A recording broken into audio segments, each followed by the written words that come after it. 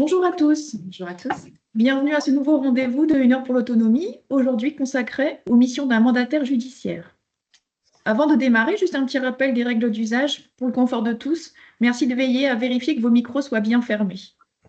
L'émission ne prévoit pas les échanges en direct compte tenu de son format et du temps imparti. Par contre, vous êtes invités et encouragés à poser vos questions dans le chat prévu à cet effet. Pour vous repérer dans le visuel de Teams, il s'agit du logo Q&R situé juste à côté du visuel message. Nous y répondrons dans un second temps via une foire aux questions qui sera transmise à l'ensemble des inscrits avec le support de présentation. Également, pour votre information, l'émission est enregistrée et publiée sur YouTube. Donc, si vous ne souhaitez pas apparaître sur la vidéo, vous êtes invité à couper votre caméra. Le lien d'accès à la vidéo sur YouTube sera également adressé avec l'ensemble des supports indiqués précédemment. Il permet d'accéder aussi à toutes les vidéos de 1 heure pour l'autonomie depuis sa mise en place. Tout cela étant dit, nous vous proposons de découvrir le sujet du jour avec un format spécial hybride. Afin d'aborder les missions du mandataire judiciaire, il paraissait indispensable de reposer le cadre légal quant aux mesures de protection. Ces dernières ayant déjà été proposées dans un sujet en 2023, le format du jour reprend une partie des informations de l'époque, le support présenté qui est toujours d'actualité. Nous aurons dans un second temps le plaisir d'accueillir 3 intervenantes, mandataires judiciaires privés, qui viendront illustrer le quotidien de la fonction avec les contours de leur mission, mais aussi les limites, et rappeler l'importance du travail partenarial.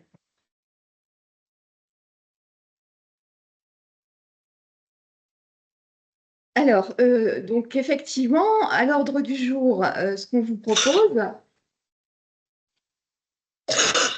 quelques éléments de contexte, puis un rappel du cadre législatif des différentes mesures de majeure générale, puisqu'il nous semblait important de passer par cette étape pour parler des missions du mandataire.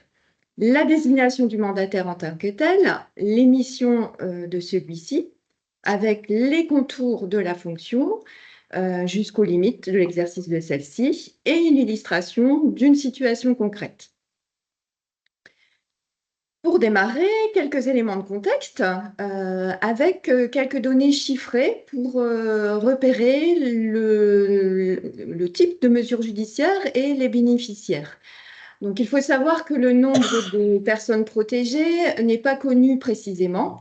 Il est estimé en 2023 à un peu plus d'1 million. Et ce chiffre va connaître une croissance importante dans les années à venir en raison du vieillissement de la population. Selon le ministère de la Justice, fin d'année 2023, on avait un peu plus de 700 000 personnes suivies et prises en charge par une mesure de protection, qu'elle soit une mesure de tutelle, curatelle ou une mesure d'habilitation familiale. Juste une précision, les mesures d'habilitation familiale sont uniquement connues lorsqu'elles sont ouvertes. Il n'y a pas un repérage de personnes suivies. On a quand même une évolution de plus de 16% par rapport à il y a une quinzaine d'années. En 2023, en termes d'ouverture de mesures, plus de 100 000 ont été ouvertes, donc avec à peu près 39% d'habilitation familiale, 32% de curatelle et 28% de tutelle. Là encore, l'habilitation familiale, on voit que depuis sa création, on a eu une augmentation de 40 000 mesures de plus de 15 ans, donc en plus de 15 ans. Cette donnée augmentera également dans les années à venir avec une augmentation, on le voit, entre 2023 et 2070 en raison du vieillissement démographique.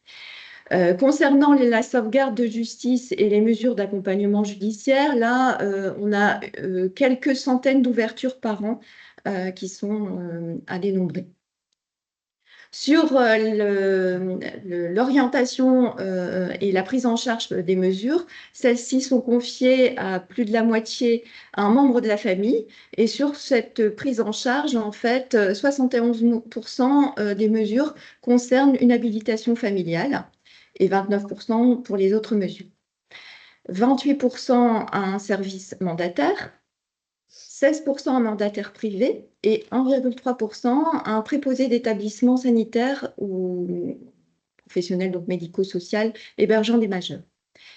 En 2019, on dénombrait 8300 mandataires judiciaires qui exerçaient, donc soit en tant que mandataire libéral ou dans un service, et 605 préposés d'établissement.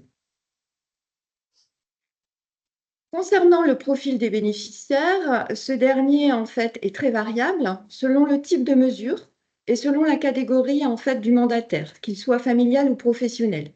Sur le mode de gestion familiale, en 2015, on avait une surreprésentation de tutelle chez les jeunes adultes de moins de 30 ans et, à contrario, chez les plus de 90 ans.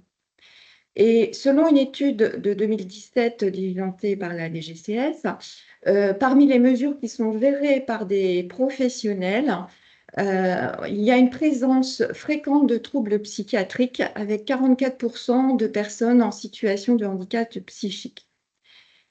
Par ailleurs, 64% des personnes accompagnées par une structure médico-sociale en faveur des adultes handicapés bénéficient d'une mesure de protection juridique, ont bénéficié à la fin 2018. Dans les établissements pour personnes âgées, ce taux s'élève à 29%. Sur le profil, on peut dire qu'avant 70 ans, les hommes sont plus nombreux à bénéficier d'une mesure de curatelle. A contrario, les femmes, après 70 ans, sont plus nombreuses et elles sont bénéficient davantage d'une mesure de tutelle. Dans la population en général, le taux de personnes protégées a augmenté, et notamment entre 2009 et 2023 pour les jeunes adultes ainsi que pour les personnes de plus de 60 ans. Donc là, on vous propose un rappel du cadre législatif des différentes mesures de protection, donc des majeurs vulnérables, donc sujet qui avait été présenté en 2023. Alors, donc, les objectifs principaux de cette réforme, donc on avait 5 objectifs principaux, hein. Donc le premier était de renforcer les droits des personnes protégées et de leurs familles. Le deuxième objectif était de réaffirmer les grands principes de la protection des majeurs. Donc ça, je vais vous développer les grands principes par la suite. Le troisième objectif était d'harmoniser et de mieux encadrer les conditions d'exercice des mesures confiées à des intervenants extérieurs à la famille. Et donc, c'est dans ce cadre-là qu'il y a eu la création du diplôme de mandataire judiciaire à la protection juridique des majeurs. Ensuite, le quatrième objectif était de distinguer les mesures de protection juridique et les aides d'action sociale. Et le dernier objectif était d'alléger le coût croissant à la charge de la collectivité publique en favorisant le plus possible les mesures familiales. Donc c'est vraiment un dispositif légal recentré sur la personne. Le majeur protégé est vraiment au centre du dispositif, avec la prise en compte de la volonté de la personne et de ses droits.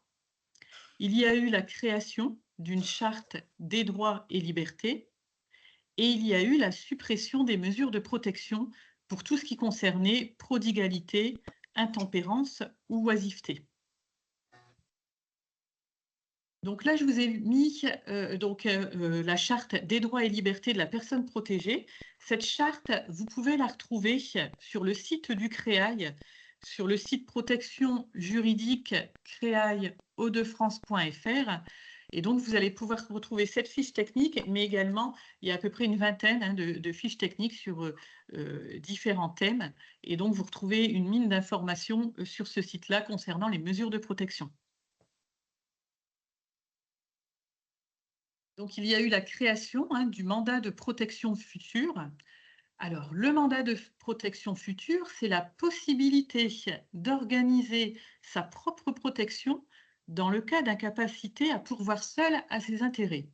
C'est-à-dire que le mandat de protection future, on le fait finalement quand tout va bien, on anticipe le jour où on ne serait plus en mesure d'intervenir dans nos différentes démarches. Donc, ce mandat de protection future peut se faire soit pour soi-même, soit pour autrui.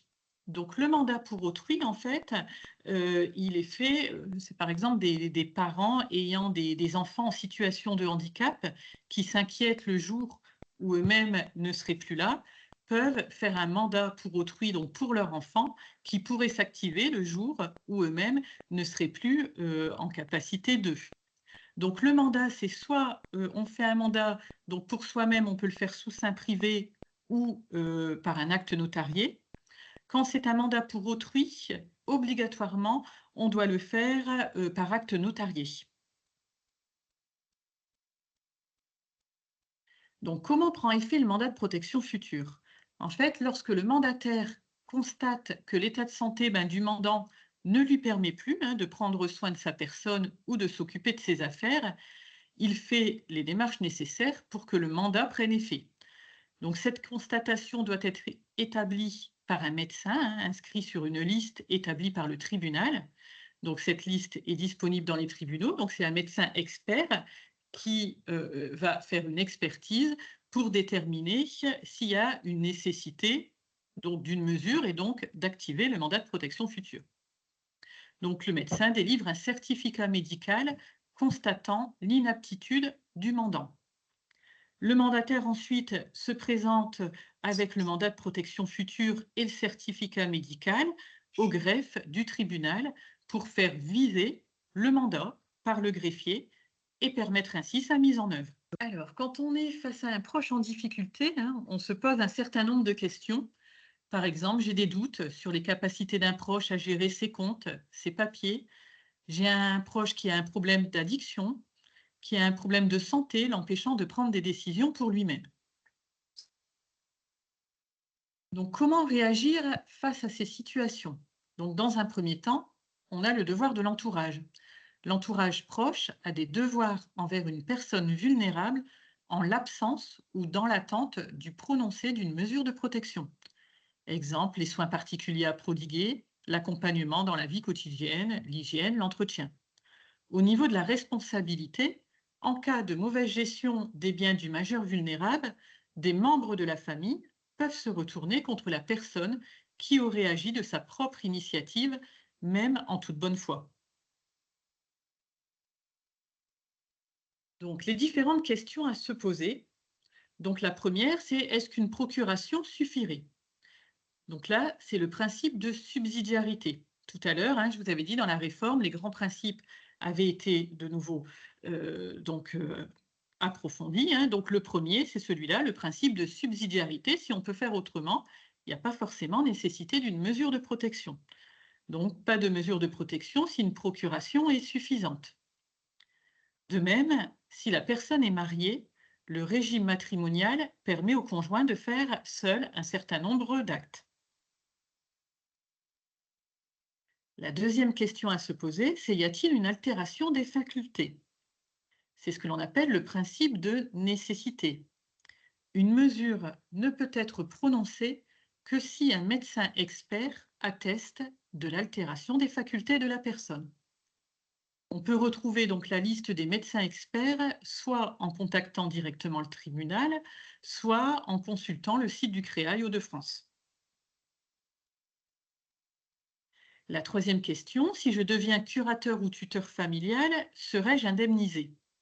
Donc ça, c'est le principe de solidarité. Donc non, le curateur ou le tuteur familial n'est pas indemnisé. La protection des majeurs vulnérables est un devoir pour les familles et la collectivité. L'exercice de la mesure est donc bénévole. Par contre, si la mesure est confiée à un mandataire privé ou à une association tutélaire, donc là, le majeur protégé aura un coût de sa mesure qui est un pourcentage en fonction de ses ressources. Les personnes, par contre, qui perçoivent moins de l'AAH ou jusqu'en tout cas les ressources de l'AAH sont exonérées du coût de cette mesure. Quatrième question. Dois-je demander une curatelle ou une tutelle? Donc là, c'est le principe de proportionnalité. Et donc, le choix du type de mesure va dépendre du degré d'altération des facultés mentales. Et son contenu doit être individualisé. Donc là, le juge va vraiment se baser sur l'expertise médicale pour déterminer le type de mesure. Donc, comment instruire la demande de mise sous protection? Donc là, de nouveau, je vais laisser la parole à Madame Henbert. Merci. Donc, si aucune des dispositions existantes ne peut s'appliquer ou est insuffisante pour protéger la personne vulnérable, il convient alors de faire une requête auprès des instances judiciaires. Donc, la saisine du juge des contentieux de la protection ou du procureur de la République, donc en fonction de qui va faire la demande, on va s'adresser soit au procureur si l'on est professionnel, partenaire, médecin, travailleur social, notaire, etc. Ou alors, le majeur lui-même ou sa famille et ses proches peuvent interpeller directement le juge de la protection. Donc, la requête auprès du juge doit contenir certains éléments sous peine d'être irrecevable et donc ne sera pas traité et nous sera renvoyé pour complément d'évaluation. Et dans ces cas-là, vous imaginez bien ô combien ça peut être préjudiciable pour les majeurs à protéger. Donc, on insiste, hein, je pense que certains d'entre vous le savent, mais je pense qu'il est bon de le rappeler. Vous remplissez le CERFA, la requête de mise sous protection. On y joint un acte de naissance. La difficulté, c'est souvent d'obtenir cette fameuse expertise, donc le certificat médical circonstancié, qui a un coût de 160 € et qui doit être faite par l'un des médecins qui figure sur la fameuse liste dont on a parlé précédemment, des médecins reconnus experts auprès du tribunal. Donc, et dans tous les cas, en fin de compte, en tant que notamment de professionnels que nous sommes, il est bon de pouvoir ajouter des éléments via une note sociale. Ça, c'est toujours un gros plus parce que ça met aussi en valeur tout le travail pour certains qui a déjà été fait au terme de l'évaluation et parfois d'un accompagnement plus ou moins long, on va dire, hein. Donc, il faut mettre en valeur en étant synthétique, bien sûr, mais mettez en valeur tout le travail que vous avez pu produire en amont.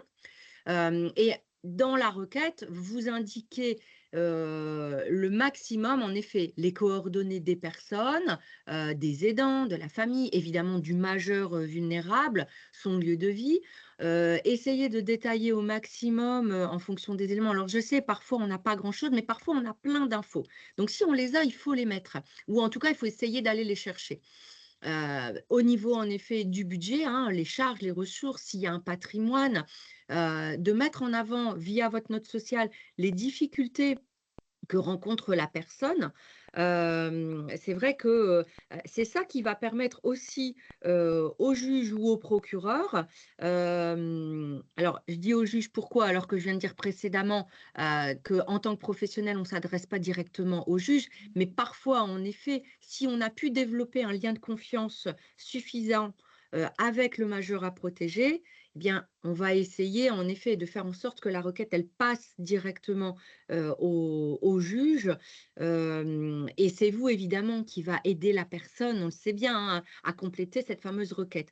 Donc, l'idée, c'est de pouvoir mettre en avant les difficultés de façon à ce que le proc ou le juge entendent bien et comprennent bien, puissent avoir une photo la plus proche de la réalité et qui va, en effet, entendre et comprendre ô combien il est nécessaire de se saisir et de déclencher la procédure via une audition ou la nomination d'une sauvegarde, en effet, en urgence. Donc, au plus vous allez donner d'éléments d'information sur le contexte de vulnérabilité, au plus on va avoir de chances d'aboutir à ce qu'on souhaite pour protéger la personne, à savoir la mise en œuvre d'une mesure de protection judiciaire.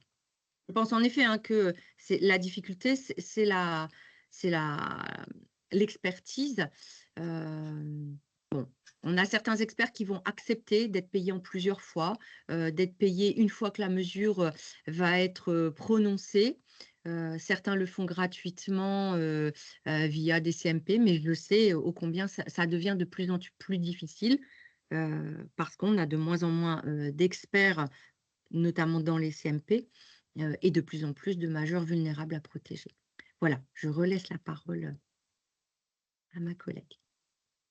Alors, donc là, nous allons voir les différentes mesures de protection. Donc, on retrouve l'habilitation familiale, la sauvegarde de justice, la curatelle et la tutelle. Alors, l'habilitation familiale est un nouveau régime de protection qui est issu de l'ordonnance de 2015. Donc, l'habilitation familiale permet à certains proches d'une personne devenue hors d'état de manifester sa volonté de la représenter ou de l'assister ou de passer en son nom un ou des actes à caractère patrimonial ou affectant la sphère personnelle. Donc, l'habilitation familiale, on est dans une mesure soit de représentation, soit d'assistance. Donc, c'est-à-dire que l'habilitation familiale peut s'apparenter soit à une représentation, donc soit à une tutelle, soit à une assistance, soit à une curatelle. Donc, il existe deux types d'habilitation familiale. La première, donc, c'est l'habilitation familiale générale. Elle permet dans ce cas aux proches habilités de faire tous les actes qu'un tuteur pourrait faire seul ou avec l'autorisation du juge des tutelles, à l'exception des actes à titre gratuit, tels que les donations, ou la vente du logement principal, où là, il faut une autorisation spéciale du juge des tutelles. Donc maintenant, c'est vrai qu'on ne parle plus de juge des tutelles, mais c'est le juge des contentieux de la protection, qui est en effet anciennement le juge des tutelles. Donc là, l'habilitation familiale, en soi, une fois qu'on a été habilité, on peut faire l'ensemble des actes sans demander l'autorisation au juge, sauf pour tout ce qui est les actes à titre gratuit, les donations, et pour tout ce qui est la vente du logement principal. L'habilitation familiale est pour une durée maximum de 10 ans et elle peut être renouvelée. Ensuite, nous avons l'habilitation familiale spéciale. Donc là, la différence, c'est qu'elle permet au juge d'habiliter un proche à faire un acte particulier en lieu et place de la personne protégée. C'est-à-dire que là, on est habilité pour un acte bien précis. Par exemple, la vente d'un immeuble, le déblocage de fonds, la prise d'une décision médicale. Donc là, l'habilitation prend fin lorsque l'acte envisagé a été réalisé. Donc là, qui peut demander l'habilitation familiale? Donc une ou plusieurs personnes choisies parmi les proches de la personne protégée. Donc là, c'est soit les ascendants, les descendants, donc parents, enfants, frères, sœurs, conjoints mariés, partenaires de Pacs et concubins. Donc obligatoirement, on est dans la sphère familiale très proche. Par exemple, une nièce ne pourrait pas demander une habilitation familiale pour sa tante. Là, elle devrait demander une curatelle ou une tutelle. On est vraiment, c'est parents, enfants, frères, sœurs ou conjoints, mariés, partenaires de Pacs ou concubins. Donc là, on a précisé une ou plusieurs personnes, c'est-à-dire qu'on peut être cohabilité. Dans une fratrie, on peut habiliter, par exemple, le frère et la sœur pour un des parents, comme on pourrait également habiliter, par exemple, le conjoint et un des enfants. Donc, la différence finalement au niveau de l'habilitation familiale entre une habilitation ou une curatelle ou une tutelle, c'est le rendu compte. C'est-à-dire que dans le cadre de l'habilitation familiale, une fois qu'on a été habilité, on ne rend plus compte au juge des tutelles. Et donc, c'est pour ça que l'habilitation familiale ne peut être donnée aux familles pour lesquelles il y a une bonne entente. S'il y a un conflit familial, obligatoirement, le juge ne prononcera pas une habilitation, mais prononcera plutôt une curatelle ou une tutelle pour avoir un regard finalement sur la mesure de protection. Alors ensuite, nous avons la sauvegarde de justice. Donc là, la sauvegarde de justice, c'est si la personne a besoin d'une protection juridique temporaire ou d'être présentée pour l'accomplissement de certains actes déterminés. Donc il y a différents types de sauvegarde. Soit ça peut être une sauvegarde médicale, donc là sur déclaration médicale au procureur de la République. Je ne sais pas, par exemple, une personne qui est accidentée dans le coma et qui aurait nécessité d'une mesure, le milieu médical pourrait faire une déclaration au procureur de la République. La deuxième sauvegarde, ça peut être une sauvegarde autonome qui est prononcée par le juge des tutelles, qui estime que la nécessité de cette mesure parce qu'elle est temporaire, ou alors ça peut être une sauvegarde transitoire en entendant que le juge statue sur une mesure de protection. Donc là, c'est si on estime qu'il y aurait une notion d'urgence. Par exemple, le juge pourrait tout de suite prononcer une sauvegarde en entendant de prononcer une curatelle ou une tutelle. Donc la sauvegarde de justice, elle est pour une durée d'1 an et elle peut être renouvelée une fois. Donc là, il faut retenir surtout au niveau de la sauvegarde de justice que c'est une mesure temporaire, 1 an renouvelable une fois uniquement, et s'il y a une notion d'urgence, ça peut être une mesure qui peut être prononcée plus rapidement qu'une mesure de protection classique. La curatelle. Donc la curatelle, on est au premier niveau donc, de la mesure de protection. Donc là, c'est destiné aux personnes qui, sans être hors d'état d'agir elles-mêmes, ont besoin d'être assistées ou contrôlées dans les actes importants de la vie civile. Donc la curatelle est une mesure d'assistance. Donc il y a 2 niveaux de curatelle. Donc le premier niveau, c'est la curatelle simple. Donc là, la personne protégée continue à accomplir seule les actes de gestion courante. Elle décide seule des actes relatifs à sa personne, donc tout ce qui concerne la santé, le choix du domicile, l'hospitalisation. C'est toujours elle qui va percevoir ses ressources et régler ses dépenses. Et elle gère elle-même son compte courant. Donc là, la curatelle simple, le majeur protégé est uniquement assisté de son curateur pour les actes importants ayant une incidence sur son patrimoine. Par exemple, pour la souscription d'un crédit. Donc là, elle va être assistée de son curateur.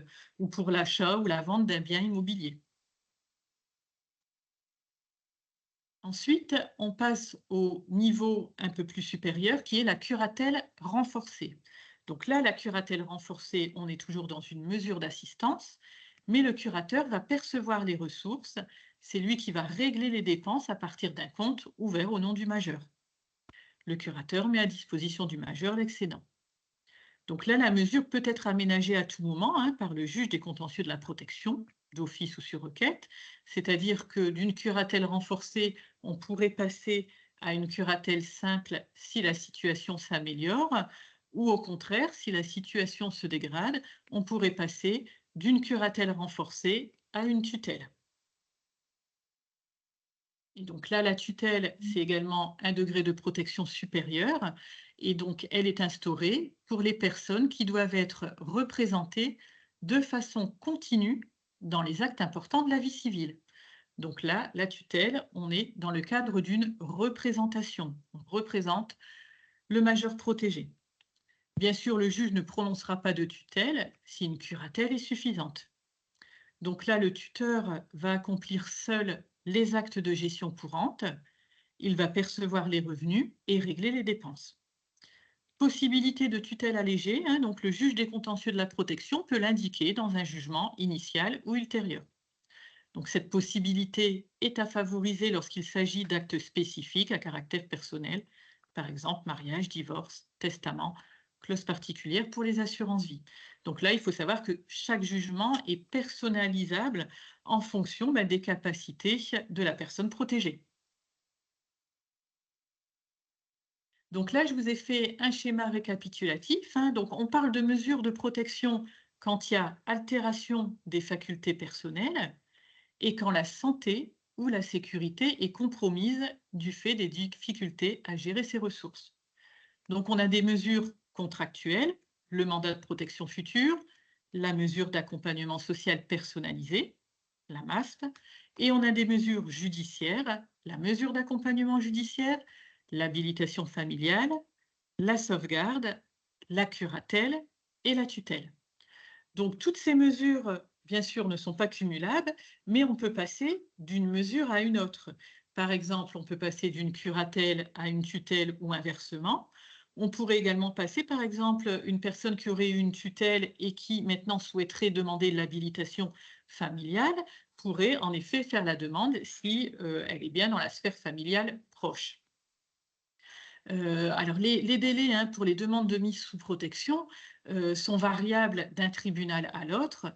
Ça met quand même plusieurs mois pour obtenir une mesure de protection. C'est pour ça que quand il y a la notion d'urgence, on peut demander à actionner dans un premier temps une sauvegarde de justice. Donc je vous ai mis quelques notions récapitulatives. On parle de mesures d'assistance ou de représentation. Dans le cadre de la mesure d'assistance, on est pour une curatelle soit simple, soit une curatelle renforcée, soit une habilitation familiale. Dans le cadre d'une mesure de représentation, on peut être dans le cadre d'une tutelle ou dans le cadre d'une habilitation familiale. Alors, je vous ai dit tout à l'heure qu'au niveau de l'habilitation familiale, on peut en effet être dans une mesure d'assistance ou une mesure de représentation. Alors, il faut savoir qu'en pratique, au niveau donc, des jugements que l'on peut voir, majoritairement, les habilitations familiales sont dans le cadre des représentations ou alors au niveau de l'assistance d'une curatelle simple. On voit très peu, voire moi j'en ai encore jamais vu, d'habilitation familiale dans le cadre d'une curatelle renforcée. Parce que là, il faut surtout, dans le jugement, bien préciser tous les actes que le majeur pourrait faire et la personne habilitée également pourrait faire. Et souvent, les juges préfèrent prononcer plutôt une curatelle renforcée qu'une habilitation familiale. Et ils habilitent plutôt les familles dans le cadre d'une représentation et plutôt dans le cadre de ce coup-là d'une tutelle. Donc, au niveau des mesures de protection, on fait la distinction entre des mesures au bien et des mesures à la personne. Alors, peu importe que ça soit dans le cadre de la curatelle, de la tutelle, on parle toujours de mesures au bien, mesures à la personne. Les mesures au bien, c'est tout ce qui concerne les démarches administratives, financières. Par contre, les mesures à la personne, c'est tout ce qui va concerner le bien-être, la santé. Donc là, dans le jugement, il faut toujours bien vérifier finalement que le mandataire, le tuteur ou le curateur a bien une mesure soit au bien et à la personne, donc pour l'ensemble, soit il peut avoir une mesure que au bien ou que à la personne. On peut également nommer finalement deux personnes, c'est-à-dire un tuteur qui aurait la mesure au bien et un autre tuteur qui aurait la mesure à la personne. Alors, donc, les objectifs principaux de cette réforme, donc on avait 5 objectifs principaux. Donc, Donc, nous avons maintenant le plaisir d'accueillir Mesdames Cornille, Joly et Maréchal, mandataires judiciaires privés, qui vont nous expliquer leur mission. C'est à vous, Mesdames. Bonjour à tous. Alors, on va parler donc tout d'abord des critères de choix du mandataire judiciaire à la protection des majeurs. Alors, ces critères sont les suivants. Tout d'abord, il faut rappeler, comme cela a été indiqué dans la vidéo introductive, qu'il y a de droit une priorité familiale. À savoir que le juge doit rechercher si dans l'entourage de la personne à protéger, il n'y a pas un membre de la famille ou un proche susceptible d'être le curateur ou le tuteur. Et ce n'est que s'il n'y a personne ou aucun volontaire, ou encore s'il y a des conflits familiaux, que le juge nomme un mandataire professionnel. Précision faite que même en cas de conflit, le juge peut quand même nommer un membre de la famille, curateur ou tuteur à la personne, car le proche va de fait s'occuper du quotidien du majeur protégé, et un professionnel sera, lui, curateur et tuteur au bien, puisqu'en général, les conflits familiaux vont tourner autour de l'argent. Lorsque le juge nomme un professionnel, ce dernier doit figurer sur une liste des professionnels agréés près le tribunal. Donc, parmi cette liste de professionnels figurent des associations tutélaires, des préposés d'établissement, qui sont des MJPM exerçant leur mission au sein d'un établissement sanitaire ou médico-social, et des mandataires judiciaires à la protection des majeurs indépendants, MJPMI. Alors, pour les préposés d'établissement, le critère de choix est bien entendu le fait que le majeur protégé se trouve dans un établissement sanitaire ou médico-social dans lequel exerce un préposé. Nous allons donc évoquer ici plus précisément les critères de choix entre association et mandataire indépendant. Ces critères participent pleinement de la volonté d'individualisation de la mesure qui a été évoquée aussi dans la vidéo introductive, c'est-à-dire cette faculté d'adapter la mesure de protection à chaque majeur protégé. Ces critères appartiennent en réalité à chaque juge et à leur expérience. On va vous en livrer juste ici quelques-uns qui partent un peu de ce qu'ils nous ont communiqué et aussi de nos propres expériences. Alors, peut y avoir tout d'abord un critère d'urgence. En effet, le mandataire judiciaire à la protection des majeurs indépendants travaille seul. Il est souvent plus facile pour lui que pour une association de prendre connaissance très rapidement du dossier au tribunal et auprès des proches du majeur et de mettre en place certaines mesures d'urgence. Bien sûr, les associations peuvent aussi agir rapidement, mais il y a un petit peu plus de lourdeur du fait du cadre institutionnel, des locaux, des horaires d'ouverture, etc. Souvent, lors de la première visite en association, ils se rendent aussi en binôme chez le majeur. Ils ne disposent pas forcément d'un véhicule professionnel disponible tout de suite. Il y a donc une gestion de planning un petit peu plus lourde que pour un mandataire judiciaire indépendant. Pour les mêmes raisons, le juge peut être amené parfois à nommer plus facilement un mandataire judiciaire indépendant pour des personnes isolées à domicile. Un autre critère peut aussi être le besoin de stabilité du majeur protégé, qui aurait par exemple de gros troubles cognitifs. En effet, s'il est suivi par un mandataire judiciaire indépendant, le majeur aura toujours le même interlocuteur. On reste souvent mandataire pour toute la durée de la mesure, alors qu'au sein des associations, les majeurs protégés changent parfois de mandataire, pour des raisons d'arrêt maladie, de restructuration, qui sont bien normalement inhérentes à ce type de structure. Il faut à cet égard rappeler que le mandataire indépendant exerce la mesure en son nom propre. Il ne peut pas déléguer. Il a lui seul le pouvoir d'assister ou de représenter le majeur. Et c'est lui seul qui a le pouvoir de signature. Alors que pour les associations, ce sont elles, associations, qui ont la charge de l'exercice de la mesure, libre à elles de désigner ensuite tel ou tel salarié pour suivre tel ou tel majeur protégé. À l'inverse, l'association pouvant justement agir en binôme, certains profils de majeurs protégés vont davantage correspondre au fonctionnement des associations tutélaires. Ça peut être des profils particulièrement particuliers ou plus dangereux qui peuvent nécessiter plus d'encadrement ou d'être reçus dans un bureau de l'association. Alors que le mandataire judiciaire indépendant a souvent son bureau à domicile, il est rare qu'il reçoive à son bureau. Il se déplace presque toujours au domicile des majeurs.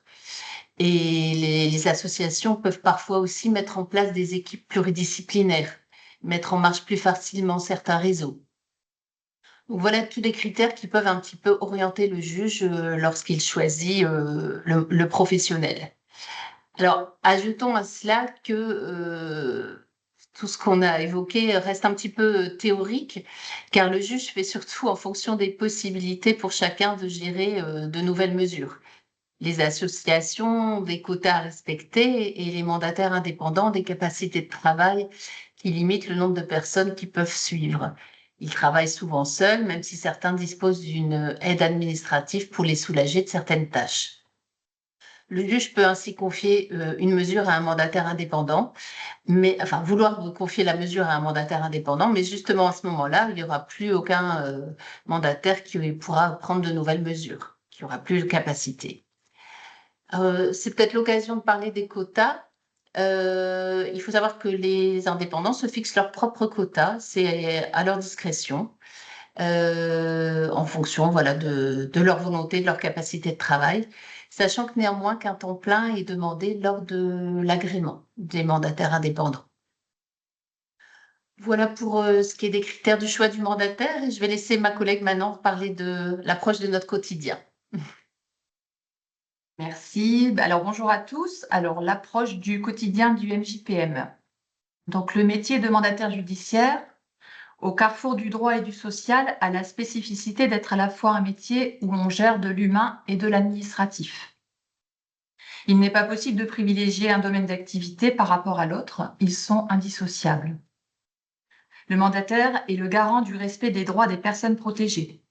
Il a pour mission de tisser un maillage partenarial autour de la personne protégée pour articuler les interventions et favoriser son autonomie. Il joue un rôle d'interface et parfois de médiateur entre les personnes protégées et son environnement. Le MJPM, mandaté pour exercer une mesure de curatelle renforcée ou de tutelle, reçoit tout courrier relatif à la situation administrative, financière, juridique du majeur protégé. Même si en théorie, le majeur protégé placé en curatelle renforcée effectue seul ou de façon accompagnée par les services de droit commun les démarches, telles que par exemple des déclarations CAP, dossier MDPH, demande d'aide financière, il n'est pas rare que le MJPM soit sollicité et le traite. Alors, comment s'organise une journée type du MJPM? Il est difficile de l'établir, car même si le MJPM réalise un prévisionnel, celle-ci va également dépendre des situations d'urgence ou des imprévus qui peuvent survenir. Malgré cela, la journée est marquée par des incontournables. Le courrier, donc l'ouverture, la numérisation, le traitement des mails, qui est non négligeable, le paiement des factures, les visites à domicile, les comptes rendus de celles-ci, la gestion des appels téléphoniques avec les majeurs protégés, la famille ou l'entourage, les partenaires, mais aussi d'autres professionnels type assureurs, banquiers, notaires, etc. Et également la rédaction des documents réglementaires tels que les inventaires de patrimoine, compte rendu annuel de gestion, compte rendu de diligence, établissement du budget, projet du majeur appelé DIPM, requête au juge, etc. Vous l'avez compris, le quotidien du MJPM est très diversifié et son champ d'action est très vaste. Il faut également rappeler que l'évolution de la mesure de protection va surtout dépendre du majeur protégé. En effet, le respect du choix du majeur est la règle. La mesure de protection est souvent vécue comme privative de liberté. Il est nécessaire d'instaurer une relation de confiance et de respecter la temporalité du majeur protégé et ainsi limiter les inconvénients de l'aide contrainte. Exemple, vente d'un véhicule alors que le majeur protégé n'est plus en capacité de conduire ou ne le souhaite plus. La vente d'un bien immobilier qu'il nous faut reporter car le majeur protégé n'est pas prêt. L'instauration d'une aide à la toilette qui va débuter parfois par une aide partielle. L'institutionnalisation, notamment l'entrée en EHPAD, etc. Par ailleurs, il semble important de déconstruire les idées reçues, notamment celles qui indiquent que le mandataire choisit le lieu de vie de la personne protégée. Le majeur protégé décide seul de son lieu de vie. Il peut décider de rester dans son logement, il peut souhaiter déménager, il peut souhaiter entrer dans un dispositif d'hébergement, etc. Ni la famille, ni le mandataire ne peuvent s'y opposer. Seul le juge peut statuer en cas de difficulté et uniquement en cas de mise en danger avérée. Sur ce point, dans la pratique, le libre choix du logement est source de questionnements éthiques. En effet, certains majeurs protégés sont en difficulté pour prendre en charge leur logement. Le logement est encombré, le logement n'est pas entretenu, il est vétuste ou ne correspond pas aux normes actuelles de confort. Certains majeurs protégés sont en difficulté pour assurer leur sécurité dans le logement. Des tiers s'introduisent dans le logement et profitent de leur faiblesse. Certains majeurs protégés sont à l'origine de nuisances de voisinage. Ou encore certains majeurs protégés sont en perte d'autonomie et le logement n'est plus adapté à leurs besoins. Le compromis consiste à maximiser l'autonomie du majeur protégé, sa sécurité et son intérêt, tout en préservant autant que possible sa liberté et en respectant ses choix. D'où l'importance essentielle du maillage et du réseau travail en réseau partenarial. Je passe le relais à ma collègue qui va illustrer ce point par des exemples. Donc, je vais illustrer un peu les propos de mes collègues avec une situation qu'on peut régulièrement rencontrer et qui sera peut-être un peu plus parlante, un peu plus concrète. Donc, on a Monsieur X qui est une personne âgée, isolée, en perte d'autonomie. Il perçoit une pension d'environ 800 € de retraite. Il est célibataire sans enfant. Il n'a plus de couverture sociale car ses droits complémentaires santé solidaire n'ont pas été renouvelés. Les dettes s'accumulent car monsieur n'ouvre plus les courriers. L'habitation n'est plus assurée car l'assurance a été résiliée pour non-paiement. Donc, c'est une situation qui a été signalée par la mairie au niveau de ses citoyens et qui est donc signalée aux services sociaux compétents. Une mesure est alors demandée en concertation avec monsieur qui accepte. Après 8 mois de procédure environ, un mandataire judiciaire à la protection des majeurs est nommé et en découle une mesure de curatelle renforcée. Donc, la règle à rappeler est quand même que le majeur protégé dispose de l'accès au dispositif de droit commun. Donc, le MJPM ne se substitue pas aux professionnels existants sur le territoire. La question va donc être de savoir quelles démarches vont pouvoir être réalisées par le service social compétent, par la structure de proximité. Donc, dans cette situation, par exemple, on pourrait parler d'une demande d'allocation d'ASPA puisque monsieur, visiblement, ne perçoit pas ce dont il peut prétendre, le renouvellement de la complémentaire santé solidaire, la souscription avec l'accord de monsieur d'une assurance multirisque habitation et la constitution du dossier de surendettement, ou du moins une ébauche. Donc le partenariat permet une continuité des droits du majeur protégé ou de tout à chacun. Et il est à noter qu'il n'existe pas de rétroactivité pour certaines démarches, notamment par exemple la complémentaire santé solidaire. C'est une période d'hospitalisation peut entraîner une charge financière très importante. Il est toujours important de se poser la question du bénéfice-risque, notamment pour l'assurance habitation. Le majeur protégé ou tout à chacun risque beaucoup plus à ne pas avoir d'assurance habitation que de régler finalement une assurance trop chère.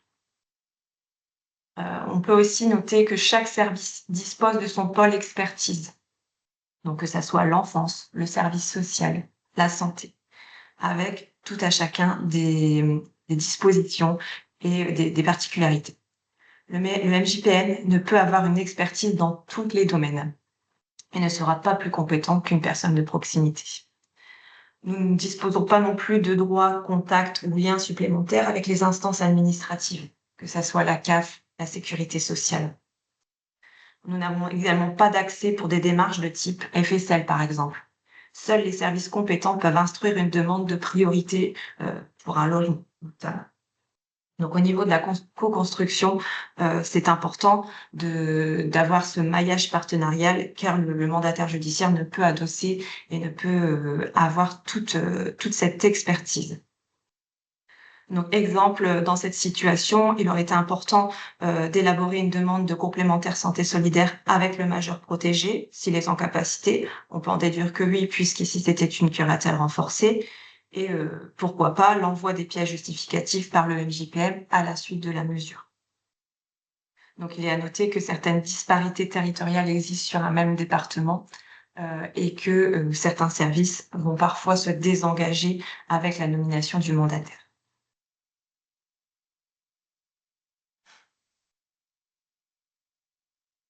Merci, mesdames.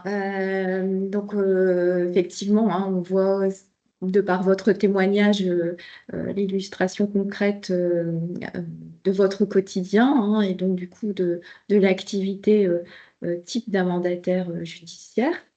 Donc, un grand merci à vous, donc, Madame Cornille, Madame Joly et Madame Maréchal. Bon, on peut dire que pardon, le rendez-vous d'une heure pour l'autonomie touche à sa fin.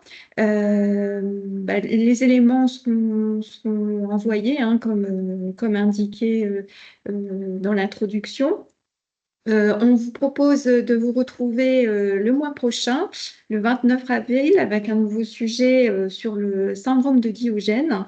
Et nous vous remercions donc pour votre participation et votre attention à ce rendez-vous. Et également, nous en profitons pour remercier également les personnes qui ont contribué aussi à l'élaboration de ce rendez-vous.